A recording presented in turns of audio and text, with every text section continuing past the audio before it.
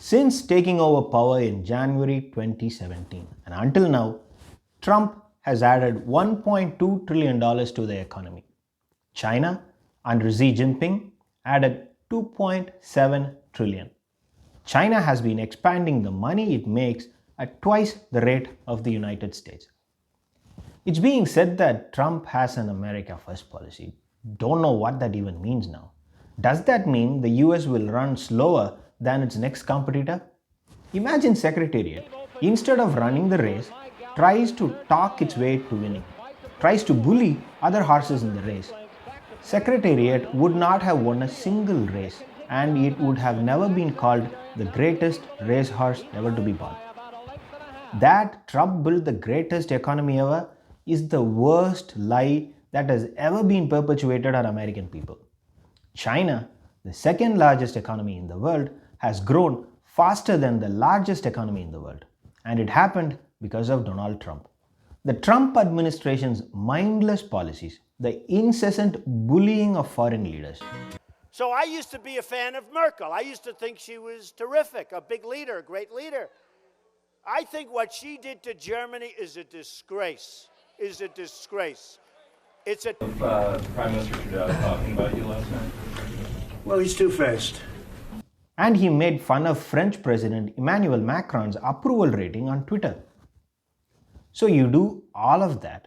You go on live TV and attack the leaders of the country and you expect to have better trade relations with them? Of course, that's not going to happen. You know what will happen? This will happen. I think his remarks are divisive, stupid and wrong, and I think if he came to visit our country, I think it'd unite us all against him. Today, London's new... That's former Prime Minister of Britain ripping into Trump in the Parliament on live TV. Now, how will you sit across these leaders after doing all of what you have done when your sole objective was stitching up a talking point for domestic rallies at the cost of US foreign relations? What happens when the number of votes you get by attacking foreign leaders in front of Republican voters becomes more important than increasing the value of your country's trade? This is what happens. The United States, for the first time ever, has become the second largest trading partner to the European Union.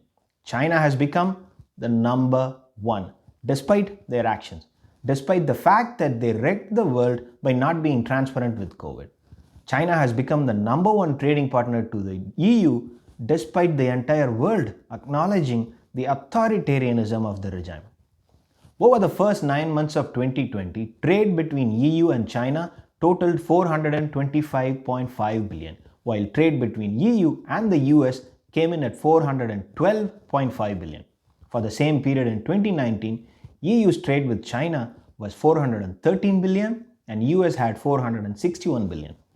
In 2019, the United States exported 2.1 trillion worth of goods while importing 3.1 trillion worth of goods.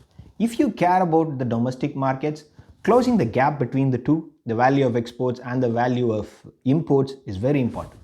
Ideally, you want your country to be a net exporter.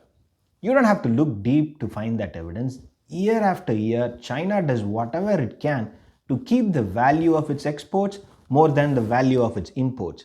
And when trade keeps growing, when both your exports and imports keep growing in value, the country has no choice but to keep expanding. The whole power projection that China does, the reason it keeps bullying countries with which it shares its borders, the reason why it keeps giving loans to countries that it knows will have difficulty in paying back, is because it wants access to their markets. It wants access to their markets because you want to keep expanding the destinations of your homegrown products. Everything that China does can be brought back to its objectives on trade.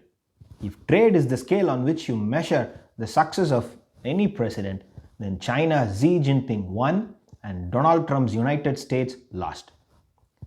Trump's policies and the way this current State Department dealt with foreign powers forced the United States to surrender its number one EU trade partner title to China. There is no way to mask what has happened.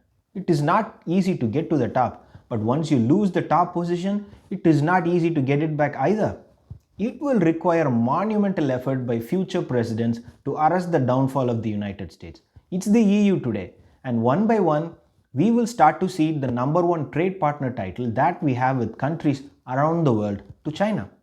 And one very fine day, China will become the largest economy in the world and the United States will become the second largest.